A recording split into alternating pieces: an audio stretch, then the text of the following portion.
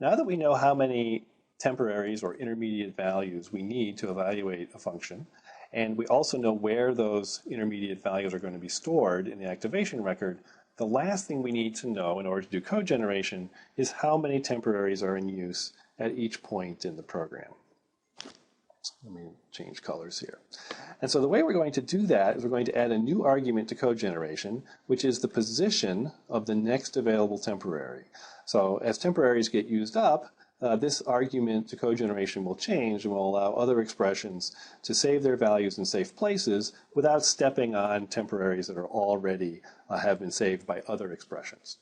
And as you'll see in a moment here when we do an example, the temporary area of the activation record is going to be used like a small fixed size stack. Essentially, we're going to have the same stack discipline that we had before, only all the computation on the stack pointer, all the discussion, all the computation of what offsets to use has already been done by the compiler. So what we used to do by pushing and popping elements from the stack in the generated code, a lot of that computation has been moved into the compiler, and all that happens now is a bunch of stores and loads to fixed offsets from the frame pointer.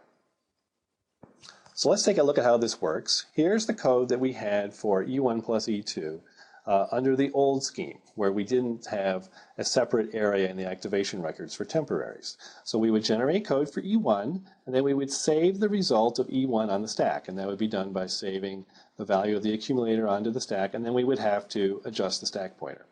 And then after we had evaluated E2, then we would load the result of E1 back into a temporary register. We could do the add, and then we could pop the value off of the stack, the intermediate value off of the stack. Now under the new scheme, code generation is going to take a second argument saying what is the position of the next available temporary. So what is the position of the next unused temporary inside of the activation record. And so now we generate code for E1 and we pass along the argument, okay, because E1 may itself have some temporaries that it needs to store. And then after E1 is done evaluating, now we just do a direct store into the activation record at offset NT from the frame pointer. And so notice we have to do the store, we have to save E1 in the activation record, so we have it for later on, but we don't have to do any manipulation of the stack. So we replace two instructions here by one. And then we generate code for E2, but now we just save a temporary value at position at offset NT from the frame pointer, so the next available temporary will be at address NT, or at offset, excuse me, NT plus 4. And then after E2 is done evaluating, now we have to load the value of E1 back into a temporary. And again, that was at offset NT from the frame pointer of the current activation record.